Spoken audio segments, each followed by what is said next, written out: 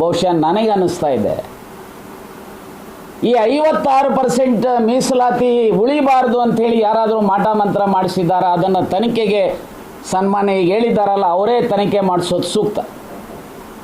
ಅಷ್ಟೇ ಅಲ್ಲ, ಇವರುಗಳು ಬಾಯಿ ಬಿಡದ ಇರುವಂಥದ್ದು ಇದೆಯಲ್ಲ, 187 ಕೋಟಿ ವಾಲ್ಮೀಕಿ ನಿಗಮದಲ್ಲಿ ಭ್ರಷ್ಟಾಚಾರ ಆದರೂ ಒಬ್ಬರು ಬಾಯಿ ಬಿಡಲಿಲ್ಲ.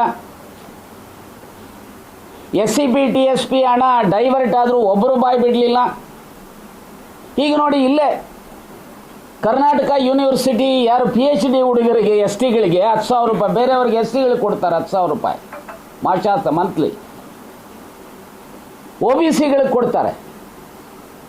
ಆದರೆ ಇಲ್ಲಿರುವಂಥ ST ಹುಡುಗರು ಯಾರಿದ್ದಾರೆ ಅವರಿಗೆ 10,000 ರೂಪಾಯಿ ಮಾಸಾಸನ ಕೊಡಬೇಕು ಅಂತೇಳಿ ಯಾರೊಬ್ಬರು ಪ್ರಹ್ಲಾದ್ ಜೋಶಿನೂ ಬಾಯಿ ಬಿಡಲ್ಲ, ಜಿಲ್ಲಾ ಮಂತ್ರಿ ಲಾಡು ಬಾಯಿ ಬಿಡಲ್ಲ.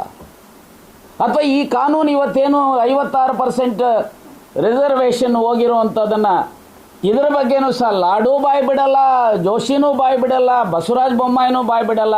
ರಾಜ್ಯದ ಯಾವೊಬ್ಬ MLAನೂ ಇಲ್ಲ, ಯಾವೊಬ್ಬ MLCನೂ ಇಲ್ಲ, ಯಾವೊಬ್ಬ MP ನೂ ಇಲ್ಲ. ದಯಮಾಡಿ ಅವರಿಗೆ ನಿಮ್ಮ ಮೂಲಕ ಕೈ ಮುಗಿದು ಬೇಡ್ತೇನೆ, ಬಾಯಿ ಬಿಡ್ರಪ್ಪ. ಇಲ್ಲ ಹೇಳಿ ನಮಗೆ ಬೇಡ ಇವರು ಓಟು ಅಂತ ಹೇಳಿ.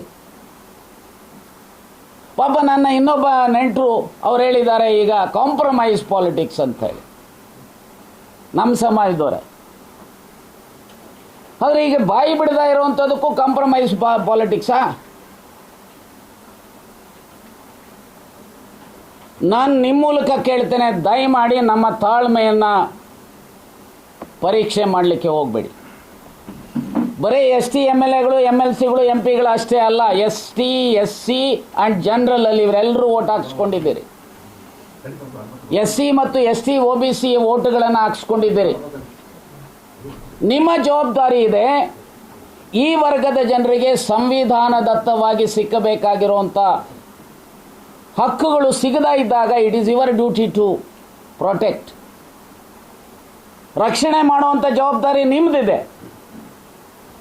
ಇದನ್ನು ಮಾಡದೆ ಎಲೆಕ್ಷನ್ ಸಮಯದಲ್ಲಿ ಮಾತ್ರ ನಾನು ನಿಮಗೆ ಹೇಳ್ತೇನೆ, ಇವತ್ತು ದೇಶದಲ್ಲಿ ಸಂವಿಧಾನ ವಿಧಿವಿಧಾನಗಳು ಜಾರಿಯಲ್ಲಿ ಇಲ್ಲ.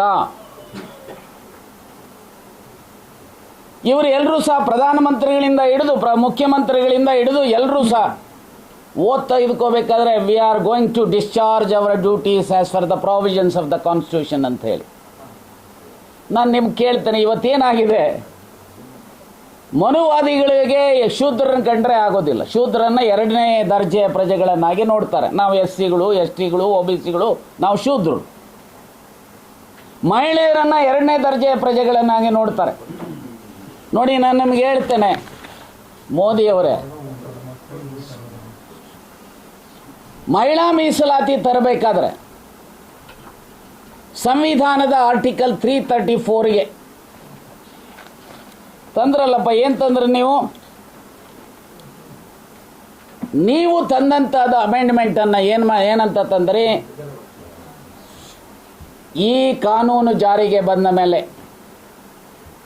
ಸೆನ್ಸಸ್ ಮಾಡಿ ಆ ಸೆನ್ಸಸ್ನ ಆಧಾರದ ಮೇಲೆ ಡಿಲಿಮಿಟೇಷನ್ನ ಮಾಡಿ 33% ಮೀಸಲಾತಿ ಕೊಡ್ತೀವಿ.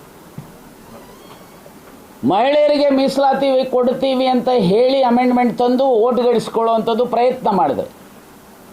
ಈಗ ಏಕಾಏಕಿ ನೀವು ಅವಾಗ ಅಮೆಂಡ್ಮೆಂಟ್ ತರಬೇಕಾದ್ರೆ 2011 ಸೆನ್ಸಸ್ ಫಿಗರ್ಸ್ ಇತ್ತು ನಿಮ್ಮ ಮುಂದೆ. ಗೊತ್ತಿರಲಿಲ್ವಾ ಮಿಸ್ಟರ್ ಮೋದಿ? ಗೊತ್ತಿರಲಿಲ್ವಾ ಮಿಸ್ಟರ್ ಜೋಶಿ? ಗೊತ್ತಿರಲಿಲ್ವಾ ಶೋಭಾ ಕರಂದಾಜೆ? ಗೊತ್ತಿರಲಿಲ್ವಾ ಮಿಸ್ಟರ್ ಸೋಮಣ್ಣ? ಗೊತ್ತಿರಲಿಲ್ವಾ ಮಿಸ್ಟರ್ ಬಸವರಾಜ ಬೊಮ್ಮಾಯಿ? ಅವತ್ತು ಹೇಳಬೇಕಾಯಿತು, ನೋಡ್ರಿ, no question of new census, only on the basis of 2011 figures we are going to have a delimitation ಅಂತ ಹೇಳಿದರೆ ಶಬಾಷ್ ಕಣಯ್ಯ, ನಿಮಗೆ ಕಮಿಟ್ಮೆಂಟ್ ಇದೆ ಅಂತ ಹೇಳಿ. ಚುನಾವಣೆಗಳು ನಡೆಯುವಂಥ ವೆಸ್ಟ್ ಬೆಂಗಾಲ್ ಆ್ಯಂಡ್ ಮಡ್ರಾಸಲ್ಲಿ, ಚೆನ್ನೈನಲ್ಲಿ ಅಥವಾ ತಮಿಳುನಾಡಿನಲ್ಲಿ ನಡೆಯುವಂಥ ಸಮಯದಲ್ಲಿ ಏಕಾಏಕಿ ಸ್ಪೆಷಲ್ ಸೆಷನ್ ಕರೀತೀರಿ. ನಾನು ಇಷ್ಟೇ ಹೇಳ್ತೇನೆ, ಹೆಣ್ಣು ಮಕ್ಕಳ ಭವಿಷ್ಯವನ್ನು ಹಾಳು ಮಾಡ್ತಕ್ಕಂಥದಕ್ಕೆ, ಅವರ ಸಂವಿಧಾನದ ಹಕ್ಕನ್ನು ಕಸಿತಕ್ಕಂಥದಕ್ಕೆ ಯಾರಾದರೂ ಕಾರಣರಾಗಿದ್ದರೆ ಅದು ಮಿಸ್ಟರ್ ಮೋದಿ ಅನ್ನೋದನ್ನು ನಾನು ಸ್ಪಷ್ಟವಾಗಿ ಹೇಳಲಿಕ್ಕೆ ಬಯಸ್ತೇನೆ.